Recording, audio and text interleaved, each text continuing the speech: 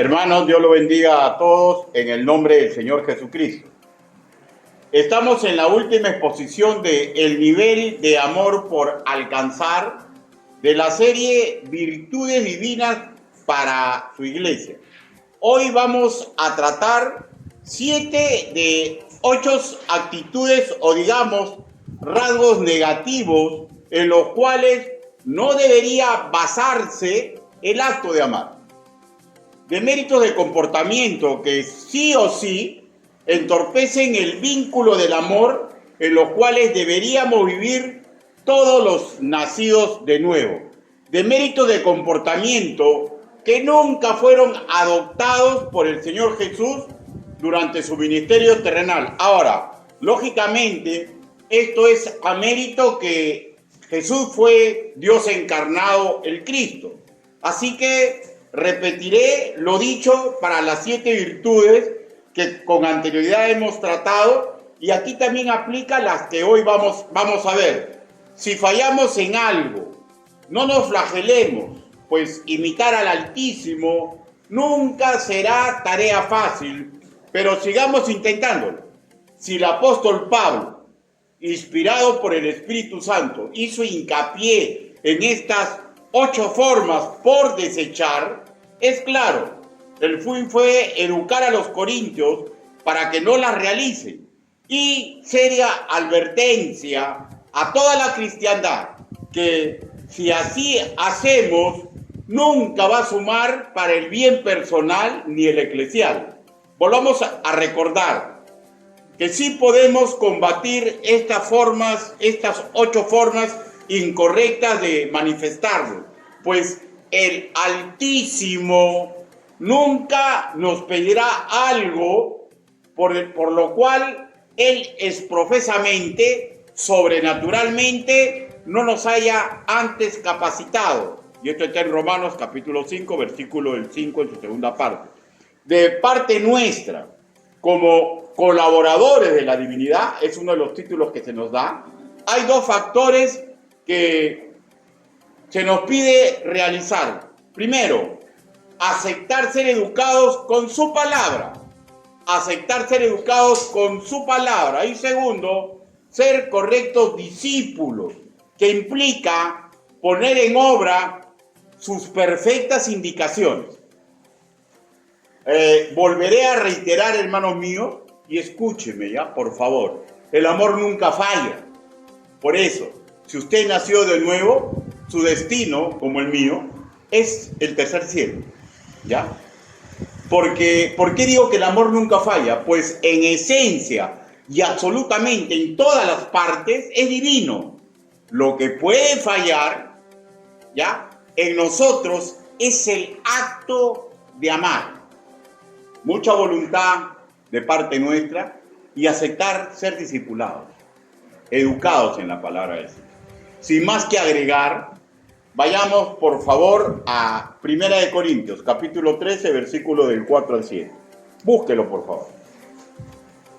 1 Corintios.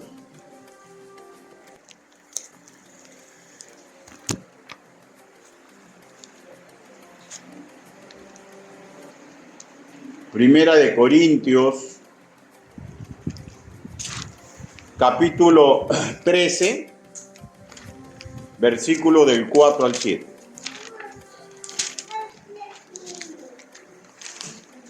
¿Lo tenemos?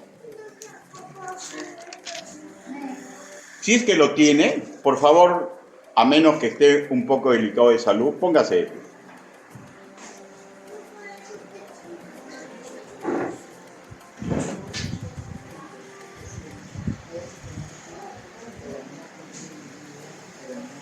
Dice la palabra del Señor: el amor es sufrido, es benigno, el amor no tiene envidia, el amor no es jactancioso, no se envanece, no hace nada indebido, no busca lo suyo, no se irrita, no guarda rencor, no se goza de la injusticia, mas se goza de la verdad.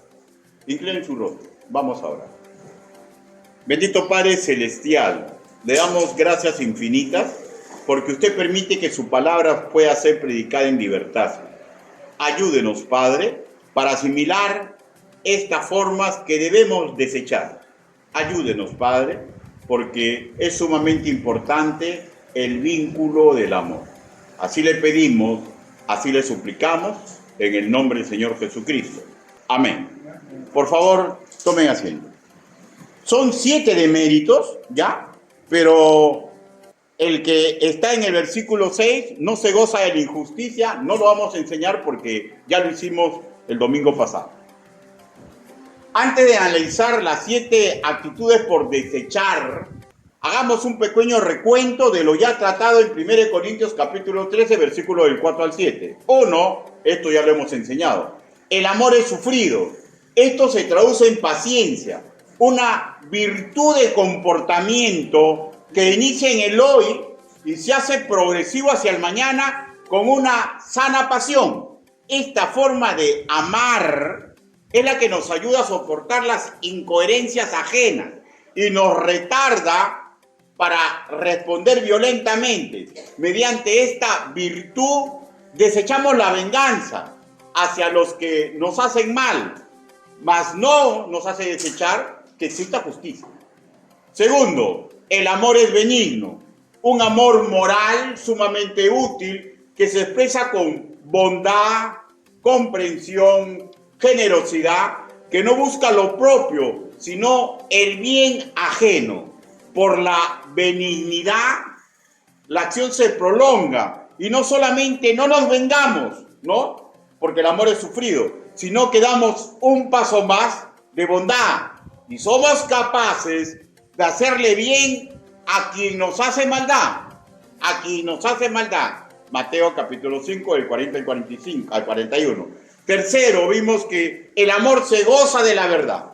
No hablamos, hermano mío, de verdad a secas. O sea, no hablamos de gozarnos por resolver una ecuación matemática, ni por encontrar una verdad histórica donde antes estábamos en ignorancia o incertidumbre. Se refiere específicamente al gozo por las verdades morales que descienden de las Escrituras, que nos ayudan magistralmente a caminar en este mundo acordes con la justicia divina, aprendiendo a desechar el pecado en nuestra vida. Esas verdades, hermanos míos, que nos facilitan ayudar a los demás. Cuarto, el amor todo lo sufre. Esta forma de amar nos da un aguante superior a lo normal, de sufrir por la persona que amamos, sea cónyuge, sea padre, sea hermano, sea vecino, sea otro creyente, sea un asesino en serie, con el fin de que no sufran peligros, burlas, daños. Por ejemplo, sufrir por otros para presentarles el evangelio que salva y el que ayuda a que vadan las trampas que el mundo presenta. Quinto, el amor todo lo cree. No implica creer cada pachotada que escuchamos, ni creerle a cada cretino que dice que tiene la verdad. Esta forma virtuosa que el amor todo lo cree nos hace evitar sospechas infundadas. También a no apresurarnos a declarar que cosas malas ocurrirán, sino a confiar en lo que Dios hará en otros seres humanos y en circunstancias adversas que nos rodean. Se traduce, hermanos míos, en estar dispuesto a creer lo mejor. Mata la desconfianza, la cautela desmedida y la sospecha. Por ejemplo, la sospecha sobre el amor divino. Hablamos, hermanos míos, de todo este rumbo de formas virtuosas, características del que está dejándose discipular, de una cuota de fe y a su vez de esperanza. Una maravillosa forma de amar. Todas estas formas están relacionadas con la fe y con la esperanza, ¿ya? Y esta última, se entrelaza muy finamente con el sexto rasgo que también hemos apreciado. El amor todo lo espera, una confianza de la gracia divina puede hacer cambiar a personas en sus actitudes y situaciones desfavorables. Por eso que todo lo esperamos, ¿no? A veces vemos un familiar que está andando mal. Nos damos cuenta que está andando mal. Pero el amor que tenemos, todo lo espera, ¿no? Esperamos que Dios cautive su corazón, ¿no? Eso es lo maravilloso de amar como Dios quiere que amemos. Por ejemplo, voy a expresarle un pensamiento en ese estilo, ¿ya? Esto que me está aconteciendo hubiera sido más malo si no fuera por el amor que Dios me tiene, ¿ya? Y la séptima y última cualidad magnífica que ya hemos apreciado es que el amor todo lo soporta. Hablamos de una capacidad para sufrir privaciones y sufrimiento. Todo para que las diversas maneras de llevar y colaborar con el evangelio de vida se pueda lograr. Ahí, por ejemplo, los mártires de la fe. Bueno, espero que les haya sido notorio, vuelvo a repetir, que estas 7 características positivas están fuertemente relacionadas con fe y esperanza. Ahora, vamos a pasar a apreciar los deméritos que se relacionan, fíjese ya, fuertemente con el tema emotivo, con lo hormonal. Y si Dios dice que lo podemos desechar, no hay excusa, ¿ya? Podemos mejorar si usamos correctamente el amor de Dios, ¿ya? Ahora, sí, hermanos míos, revisemos lo que entorpece el vínculo de amor, de méritos que deberíamos evitar. Iniciemos con lo que están contenidos en el versículo 4. Ideas donde se distingue en nuestra Reina Valera de 1960 en castellano el negativo no, equivalente a la partícula negativa del griego koiné, ou, ¿ya? Versículo 4. Búsquelo, por favor. Versículo 4. Sí, Primera de Corintios capítulo 3. Voy a volver a decir la idea, ¿ya? O sea, la idea general en todos los análisis que vamos a realizar implica lo mismo, ¿ya? No ignores esto, por nada lo vayas a realizar. De hecho, en el contexto, estas palabras indebidas, estas formas indebidas de comportamiento que expresa el apóstol Pablo para ser desechadas, ¿ya? Están vinculadas a los problemas que están aconteciendo en la comunidad de fe de Corintios, ¿ya? Y cuando los describamos, vamos a hacer una pequeña conexión. Leamos nuevamente en el versículo 4, el amor no tiene envidia. El amor no tiene envidia. Tendríamos que comprender así, escúcheme y grábeselo. No ignores, la envidia entorpece el amar. Así no se ama. Por nada vayas a hacer algo así. Y las advertencias en la práctica implican que si así se hace, dañamos el vínculo del amor, dañamos nuestra relación con el Altísimo, hacemos daño a la familia de sangre que conformamos, no le hacemos ningún bien a la iglesia local donde congregamos y de hecho nos hacemos daño nosotros mismos, ¿ya? La envidia. Y surge una lógica interrogante bíblicamente, ¿qué se entiende por el acto de tener envidia? Si vamos al griego koiné, apreciamos el vocablo celo, acompañada de la partícula negativa ou, implica con claridad una acepción negativa, una especie de ardor desfavorable que estamos sintiendo hacia otra persona, un apreciarle como rival, pues deseamos lo que ella o él está logrando y los deseamos con un ardor que enferma nuestra alma. De hecho, de esta forma negativa, si no se combate, nacen rivalidades y desencuentros sumamente viles. Al parecer, cuando Pablo escribe el capítulo 12, les estuvo dando razones divinas para no envidiar los dones ajenos y apela a la lógica del funcionamiento del cuerpo humano, al sentido común, ¿ya? Porque no hay que envidiarle a nadie, pues todos se complementan en una iglesia, como se complementan las partes del cuerpo. Por tanto, todas las partes del cuerpo, lo mismo en una iglesia, son por igual importantes, de acuerdo al plan de Dios para cada iglesia local. Surge un interrogante. ¿Qué pasa cuando la envidia se desboca? Surge un deseo de que a esa persona que tiene lo que nosotros no, le vaya mal. En línea general, la envidia nos puede enrumbar a intentar quitarle algo a alguien, pero también podemos quedar en neutro, algo así como el perro el hortelano, ¿no? Yo no lo tengo, pero voy a hacer todo lo posible para que tú no lo mantengas. Por ejemplo, esta fue la motivación de la mujer que aceptó que partan a un niño en vez de dejar que se lo entreguen directamente a su verdadera madre. Gracias que el Señor le dio sabiduría y discernimiento a Salomón y no hizo así, pero eso es envidia, ¿ya? Primera de Reyes, capítulo 6, versículo 16 al 27. Hermano, escúcheme, ¿ya? Qué horrible y peligrosa es la envidia. Malora la hermosura de cualquier creyente.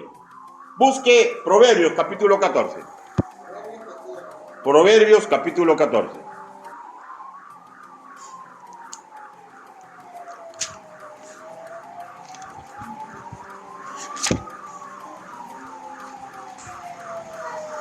¿Lo tenemos? Proverbios, capítulo 14.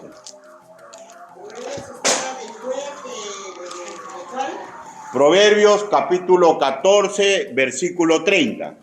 La palabra del Señor dice así: el corazón apacible es vida de la carne, mas la envidia es carcoma de los huesos.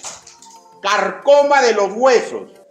Repito, qué horrible y peligrosa es la envidia. Malora la hermosura espiritual de cualquier creyente. Ojo, escúcheme ya, porque no solamente tenemos que ser conocedores del fondo, sino también de la forma, ¿ya? Es un tremendo barbarismo decir algo así: tengo envidia sana por lo que a ti te está pasando, porque envidia es envidia. En envidia no hay atisbo de nobleza, no hay pizca de contentamiento, ni se refiere para nada a desear felicidad por lo que a esa persona le está pasando. Envidia es envidia y punto. Y nos hará tremendo mal. Por eso tenemos que combatir el fondo y la forma. Tenemos que hablar como príncipes y princesas. Qué maravilloso cuando una iglesia aprende a desechar barbarismos de defectos como si fueran virtudes. Qué maravilloso. ¿No sería mejor decirle algo así? Qué agradable, qué alegría lo que te está pasando. Te felicito. Me esforzaré para lograr algo parecido. Veamos nuevamente del versículo 4. El amor no es jactancioso. Tendríamos que comprender así: no ignores con jactancia y vanidad, no se ama. Por nada vayas a hacer algo así. Y las advertencias en la práctica para que el amor no sea jactancioso implica que si así se hace, dañamos el vínculo del amor, dañamos nuestra relación con el Altísimo, hacemos daño a nuestra familia de sangre que conformamos, no le hacemos ningún bien a la iglesia local donde congregamos y de hecho nos estamos haciendo daño a nosotros mismos. Surge una lógica interrogante. Bíblicamente, ¿qué se entiende por el acto de ser jactancioso? Si vamos al griego koiné, apreciamos el vocablo perpereomai. Hablamos de fanfarronear, pero no hablamos de un cochineo, ¿ya? Sino de un panudo que presume lo que tiene, que se sube a un pedestal intentando que los demás se sientan envidiosos por lo que él o ella tiene. Suelen situarse, considerarse como si fueran inalcanzables, como si su persona estuviera más allá, en un lado inalcanzable, una ribera más extendida que el grueso de los simples seres humanos. Es un gloriarse, una exaltación del yo. Ejemplo, eso pasó porque yo no estuve presente. No hay quien aconseje como yo. Yo soy sumamente inteligente, nadie me va a alcanzar. Nuestra doctrina es muy superior. Y acto seguido, mirar a otros creyentes como ciudadanos del cielo de segunda clase. Estas cosas, hermano, es orgullo, es vanagloria. ¡Qué pena! Cuando no luchamos contra esta mala forma de comportarnos. Pero sí podemos hacerlo. Busque 1 Corintios, capítulo 5. La conexión. 1 Corintios, capítulo 5.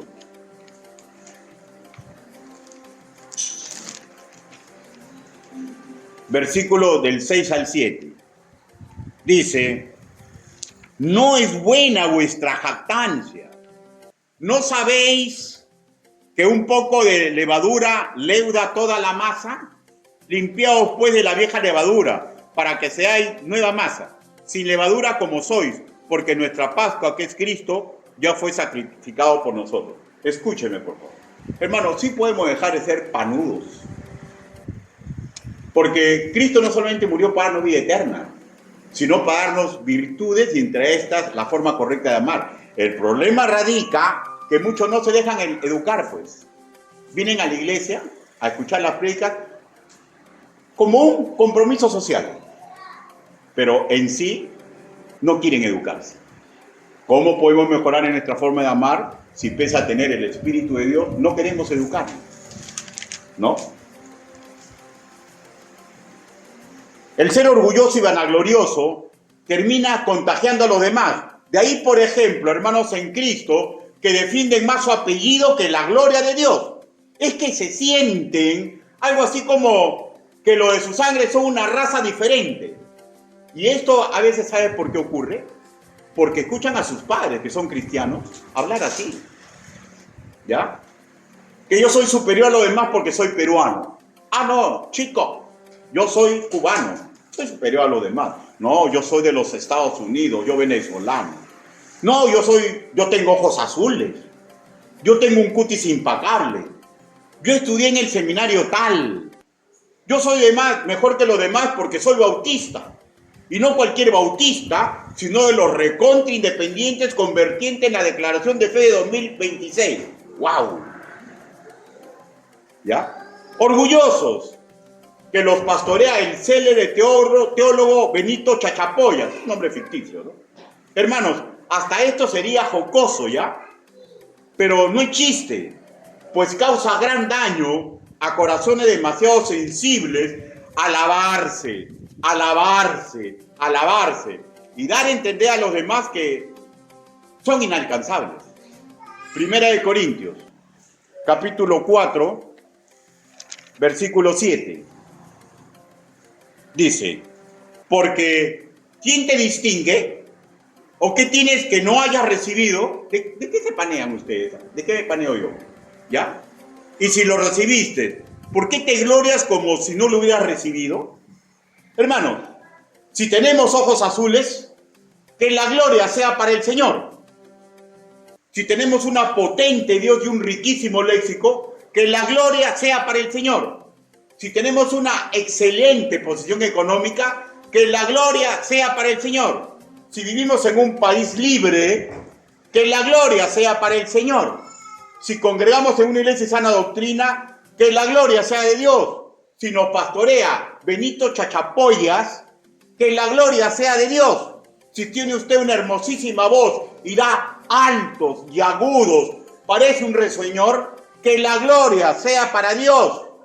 Si el Señor me ha levantado entre mis hermanos en Cristo, ¿de qué podría jactarme?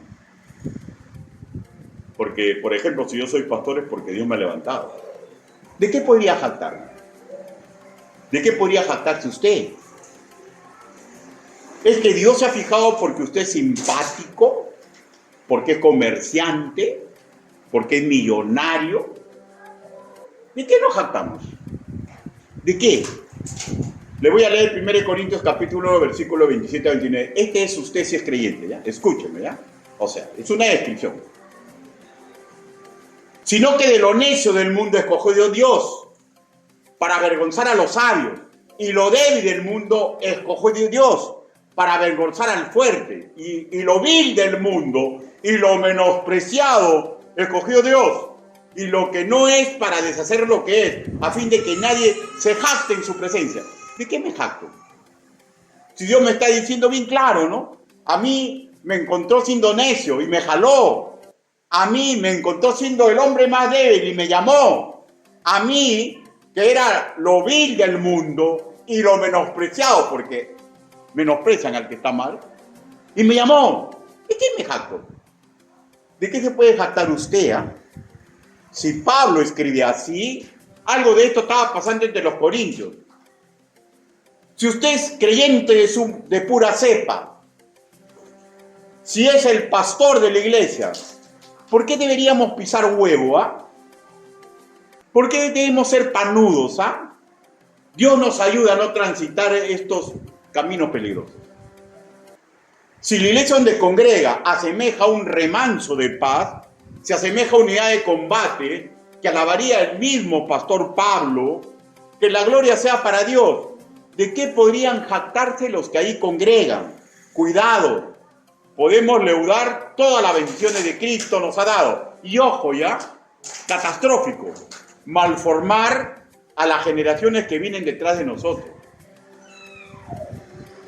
Un padre cristiano tiene que ser humilde. No esté a cada rato sacando mi apellido, yo soy de tal sitio, yo soy blanquito, yo he estudiado en tal sitio. Desechen esas cosas. Ay, yo soy el hombre más fuerte, soy la mujer más hermosa. ¿No saben, hermanos míos, que si Dios decide en un segundo se te va la belleza? ¿Ya? ¿Recuerdan ustedes al rey Nabucodonosor? ¿Recuerdan al rey Nabucodonosor? Salió y dijo, todo lo que yo he hecho, y inmediatamente Dios lo puso como un animal de campo, como una bestia. Cuidado, no nos estemos jactando por lo que sí tenemos, porque eso que usted tiene, Dios se lo ha dado. Regresemos nuevamente al versículo 4. El amor no se envanece. Tendríamos que comprender así. No ignores inflándote, agrandándote, siendo vano. Nada de esto es forma correcta de amar. Por nada hagas algo así. Y las advertencias en la práctica implican que si así hacemos, dañamos el vínculo del amor, dañamos nuestra relación con el Altísimo, hacemos daño a nuestra familia de sangre, que conformamos, no le hacemos ningún bien a la iglesia local donde congregamos y de hecho nos hacemos daño a nosotros mismos. Surge una lógica interrogante. Bíblicamente, ¿qué se entiende por el acto de envanecerse? Si vamos al griego koiné, apresamos el vocablo fusio. Hablamos de ser altanero, orgulloso, altivo, y de una dama altiva, ¿no? En el sentido de que nos inflamos, perdemos la ecuanimidad de lo que verdaderamente somos. Aquí hay una línea muy tenue con el jactancioso, pero porque como él es un fanfarrón o fanfarrona, que se sube a un pedestal, pero aquí la diferencia está en que está creyendo una mentira y la vuelve una verdad. Por ejemplo, yo canto maravillosamente, pero no, tiene gallos en medianoche. Pero se cree la última, chupa el mando y canta mal, ¿ya? Solo es aceptable esto cuando uno se burla de uno mismo, ¿ya? Estoy realizando una broma de mis defectos. La risa, ¿no? La risa infalible, catarsis del pobre, catarse del humilde. Ríase de sus defectos, pero no se alabe si usted sabe que no tiene esas virtudes. Eso es envanecerse. O sea, se inflan por lo que no son, pero creen que son, ¿ya? Pablo les dio una respuesta sarcástica a los que así se comportaban. 1 Corintios, capítulo 4, versículo 8. Sarcástico Pablo. Dice, ¿ya estáis saciados? ¿Ya estáis ricos? Si nosotros reináis, y ojalá reinaseis. para que nosotros reinásemos también juntamente con vosotros. ¿Ya? O sea, sorna. Y algo de sarcasmo también cuando escribe el versículo 10. Dice, nosotros, mire, él dice, o sea, él y los apóstoles, dice, nosotros somos insensatos por amor de Cristo. Vosotros son prudentes en Cristo. Nosotros débiles, mas vosotros fuertes. Vosotros honorables, mas nosotros despreciados. ¿Ya? O sea, están perdiendo el piso. Se creen lo que no son. O sea, este sarcasmo, hermano mío, no es despreciativo, ¿ya? Sino que está intentando golpear su sentido común para que no estén viviendo una mentira. Leamos el versículo 14. Dice,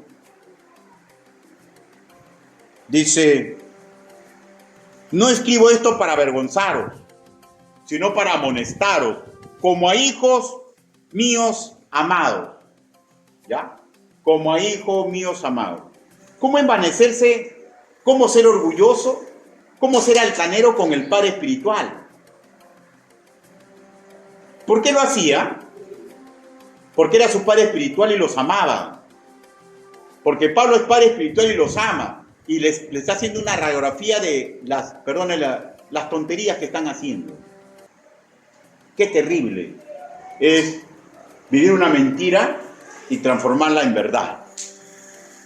Versículo 15. Porque aunque tengáis 10.000 años en Cristo, no tendréis muchos padres, pues en Cristo yo os engendré por medio del Evangelio.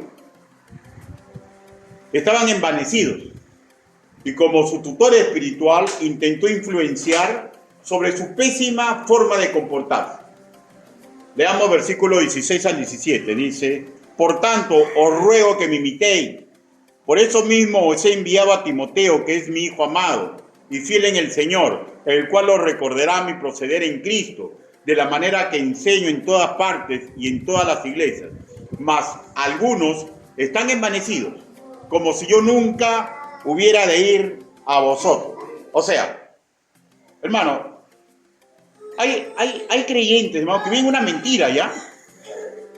Y su padre espiritual o el consejero sabe la verdad, pero cuando vienen a pedir consejería, siguen mintiendo, y se inflan, o sea, se presentan como súper espirituales, que con ellos no es, y uno los queda mirando. Y bueno, pues, tenemos que decir la verdad, pues tenemos que bajarlo de eso. Y se enojan, pues. Se enojan cuando lo baja de su pedestal, porque les está haciendo daño.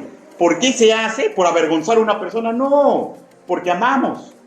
Y el que ama dice la verdad, con mucho tino, ni vuelta que darle, ¿no? Corregir lo deficiente es una forma madura de amar. Entramos ahora, hermanos míos, a los deméritos que están en el versículo 5. Primera de Corintios, capítulo 13, versículo 5. Deméritos que no debería ocurrir ya el que tiene el amor de Dios. Leamos nuevamente parte del versículo 5. Dice, no hace nada individuo. Tendríamos que comprender así. No ignores, no hagas indecorosamente, no es forma de amar. Por nada vayas a vivir así. Por nada vayas a vivir así. Y las advertencias en la práctica implica que si así se hace, dañamos el vínculo del amor, dañamos nuestra relación con el Altísimo, hacemos daño a nuestra familia de sangre que conformamos, no le hacemos ningún bien a la iglesia local donde congregamos y nos hacemos daño a nosotros mismos. Surge una interrogante bíblica. ¿Qué se entiende por el acto de no hacer nada individuo? Si vamos al griego koiné, apreciamos el vocablo asgemoneo, ¿ya? Que implica un comportamiento indecente, indecoroso. Aquí no nos estamos refiriendo al ámbito moral, ¿ya? Pero de alguna forma tiene conexión.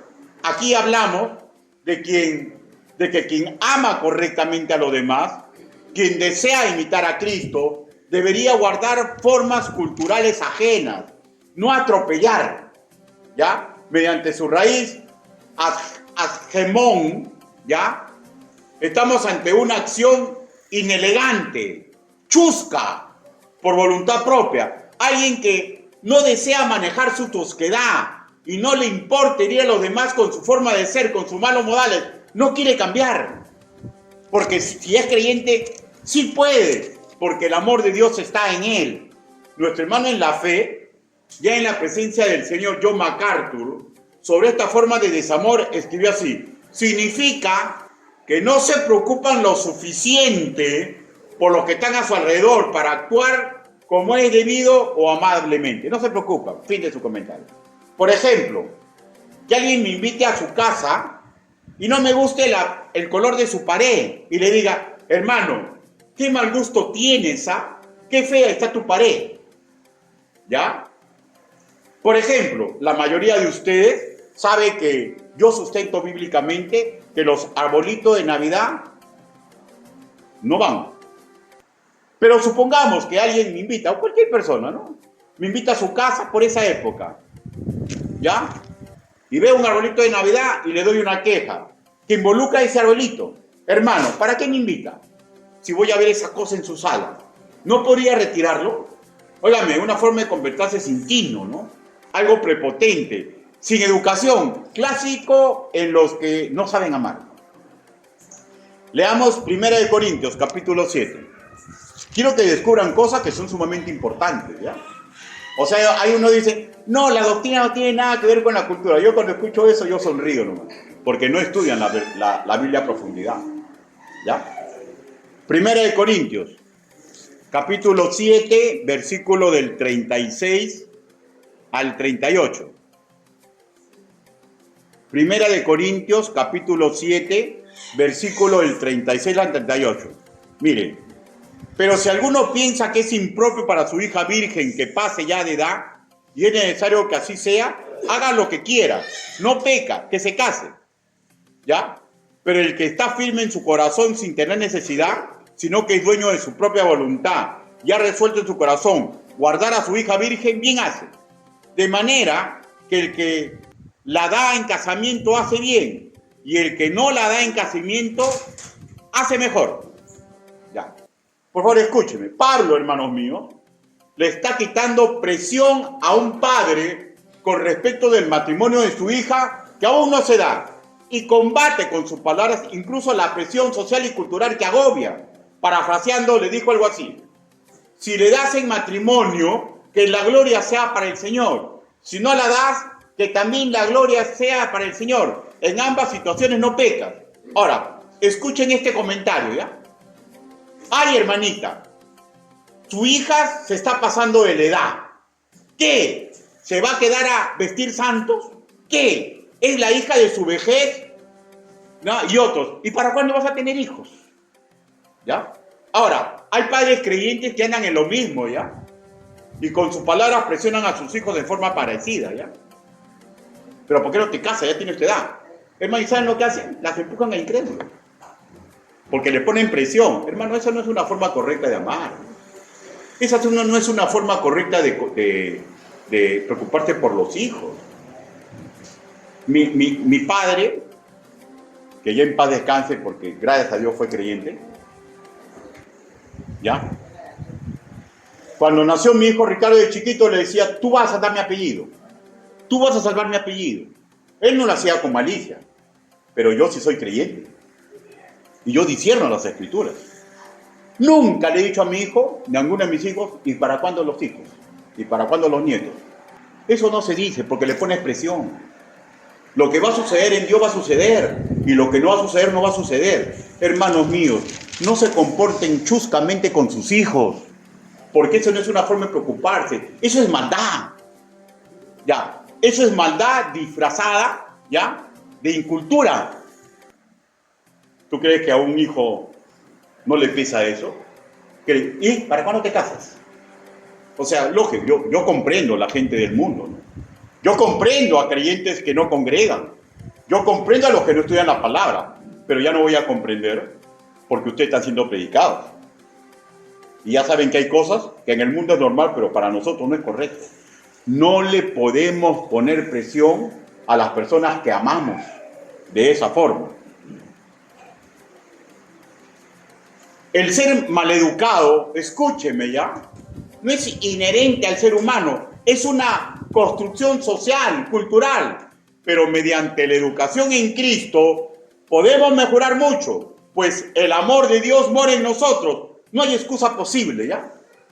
No hay excusa posible. No hay excusa posible. Algo diferente, pero lo mismo, ¿no? Qué horrible ese grano que te ha salido en la cara. Parece un volcán. Hermanitos, es preferible ser ignorante a ser mal educado, ¿ya? ¿Ya? Hablar de esa forma hiere. No es una forma correcta de preocuparse por alguien. Es flagelar. Es una actitud sumamente indebida. Hacer bromas grotescas también califican aquí, ¿ya? De esas que tú te ríes, y es notorio que todos se ríen, ¿ya? Pero la persona que fue dirigida a la chance se pone rojo. Eso está mal, hermano mío. Aquí ya solo quedaría pedir perdón, hacer metanoia y poner propósito a no volver a hacerlo. Escuchen ahora la segunda exhortación, ubicada en el versículo 5. No busca lo suyo. Tendríamos que comprender así. No ignores, así no se ama. Por nada vayas a hacer algo así. Y las advertencias en la práctica implicaría que si así haces, si buscas lo tuyo, vas a dañar el vínculo del amor. Dañamos nuestra relación con el Altísimo. Hacemos daño a la familia de sangre que conformamos. No le hacemos ningún bien a la iglesia. Y de hecho, nos hacemos daño a nosotros mismos. Pero pastor, ¿por qué no hacer daño a nosotros mismos? Porque no estás actuando con los planes de Dios. Y surge una lógica interrogante. Bíblicamente, ¿qué se entiende por el acto de no buscar lo suyo? Castizamente es una exhortación a no ser egoístas. ¿Ya? O sea, yo no contribuyo económicamente porque primero yo. Yo no doy mi tiempo porque primero yo. Yo no doy mis dones porque primero yo. ¿Ya?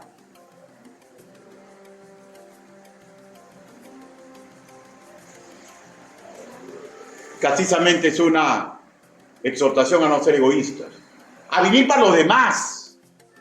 Leamos un principio de vida del apóstol Pablo. Primera de Corintios, capítulo 10, versículo 24. Así es. Dice, ninguno busque su propio bien, sino el del otro. Ninguno busque su propio bien, sino el del otro. O sea, es claro, ¿no, hermanos míos? Ojo que esto no significa despreocuparnos de nosotros mismos, ¿ya? Pero es incorrecto hacer que nuestras necesidades de todo tipo sea el centro y norte de nuestra vida. Primero yo, segundo yo, tercero yo. O sea, ¿usted se imagina, hermanos míos, si Cristo hubiera pensado así como usted? O como nosotros cuando estamos en ese plan. Nunca hubiera venido al mundo, pues. Y cuando muere una persona, todos iríamos al infierno. No busquen lo suyo. Eso va a venir de la mano de Dios. Eso va a venir de la mano de Dios. Aprendamos a no ser egoístas, porque esa no es una forma de amar. No es una forma de amar.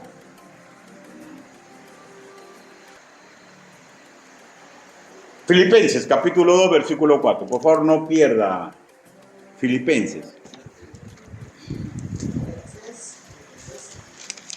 Filipenses, capítulo Nuevo Testamento. Capítulo 2, versículo 4. Dice, no mirando cada uno por lo suyo propio, sino cada cual también por lo de los otros. Qué horrible para la hermosura de un creyente que primero vea sus intereses, los intereses de su familia de sangre y vea los intereses de la obra del Señor como cosa secundaria. Si bien es cierto, nuestro primer ministerio es nuestra familia, eso no nos faculta ser egoístas y no ser generosos con la obra de Dios. Entramos ahora a la tercera exhortación. Pero si usted siempre ve su bien, bueno, pues, y si es nacido de nuevo, va a pasar por agua caliente. Pero no pida bendiciones en este mundo. ¿Saben por qué? Porque hay bendiciones condicionales. ¿Qué indica una bendición condicional?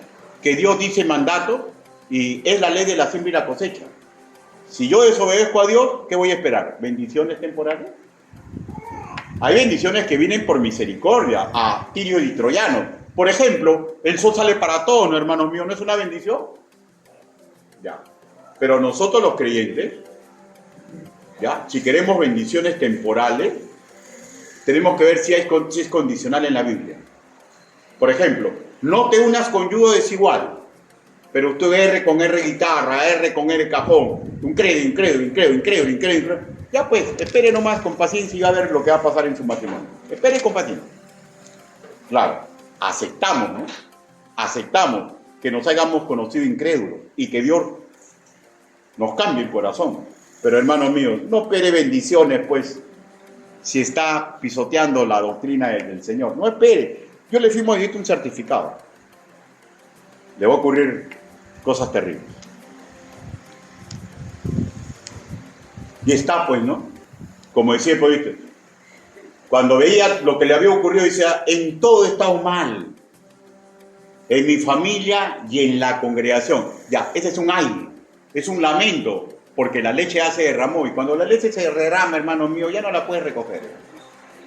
Ya no la podemos recoger. Qué horrible para la hermosura de un creyente que primero vea sus intereses. Qué terrible. Qué terrible que sea egoísta y que no sea generoso como generoso fue el Señor, que aceptó ser clavado en una cruz, sufrir para que ese creyente que siempre ve lo suyo vaya al cielo y no vaya al infierno. Qué terrible. Entramos ahora a la tercera exhortación de lo que no debemos hacer, que no es una forma correcta de amar, ubicada en el versículo 5. No se irrita. Tendríamos que comprender así. No ignores. Violentamente no se ama. Por nada vayas por este tipo de camino. Y las advertencias prácticas implican que si así hacemos, dañamos el vínculo del amor, dañamos nuestra relación con el Altísimo, le hacemos daño a nuestra familia de sangre, no le hacemos ningún bien a la iglesia local donde congregamos y de hecho nos hacemos daño a nosotros mismos. Surge una lógica interrogante, bíblicamente, ¿qué se entiende por el acto de irritarse? En el griego koiné, su par es el vocablo paroxusmo. Unido al negativo ou, implica una exhortación a no exasperarnos. Escúcheme, voy a hablar en criollo. A no volvernos rabiosos, ¿ya?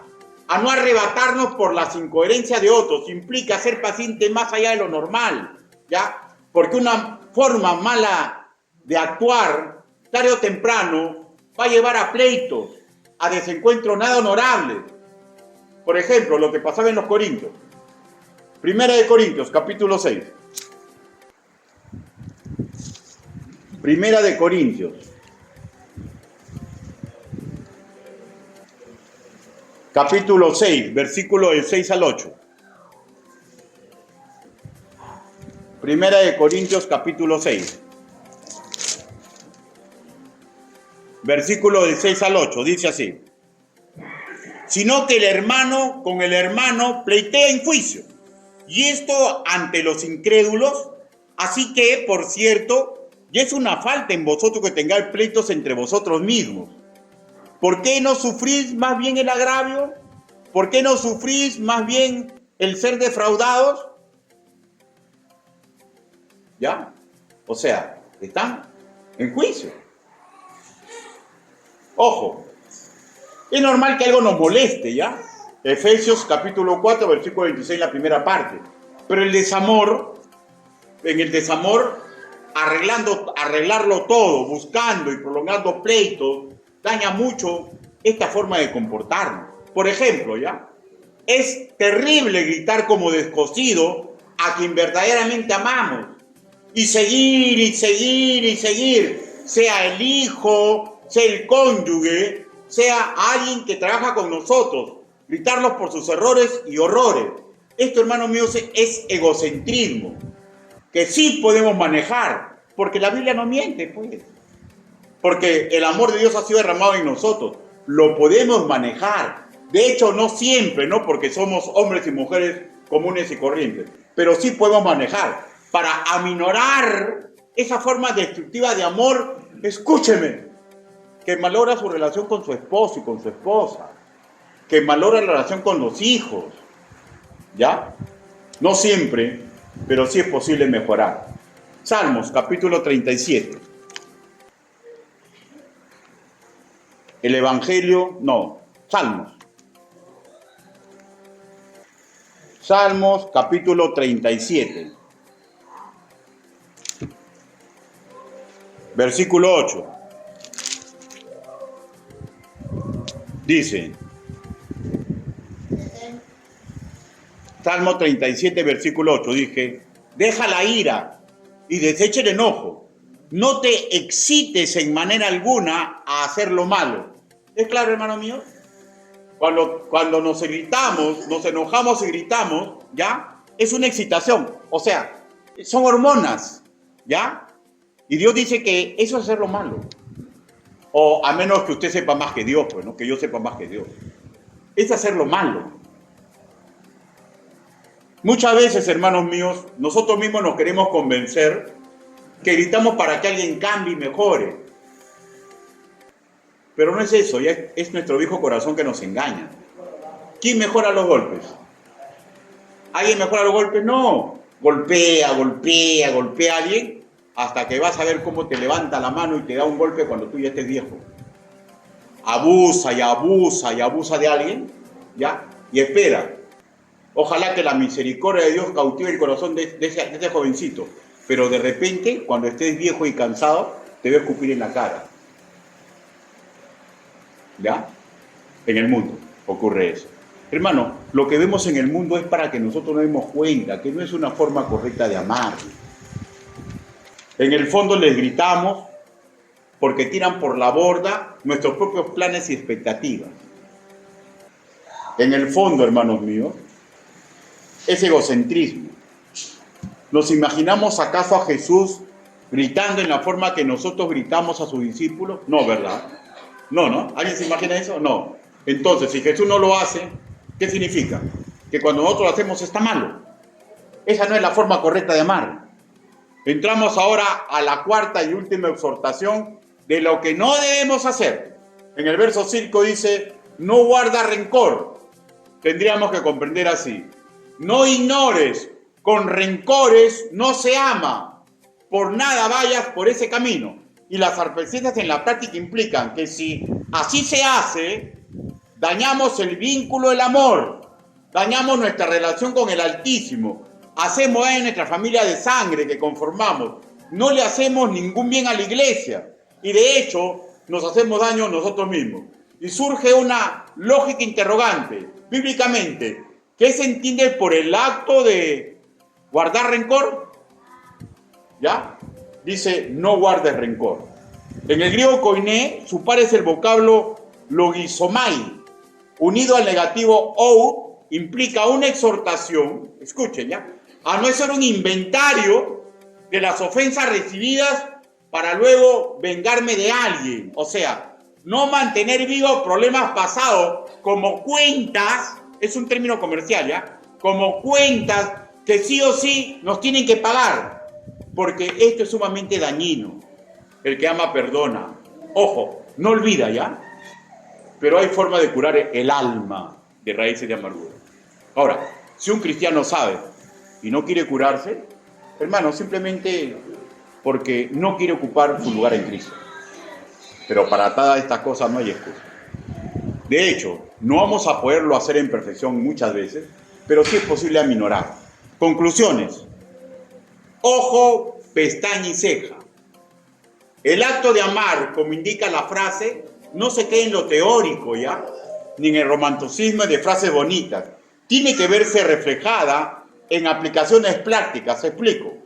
¿Por qué estoy antecediendo este pensamiento?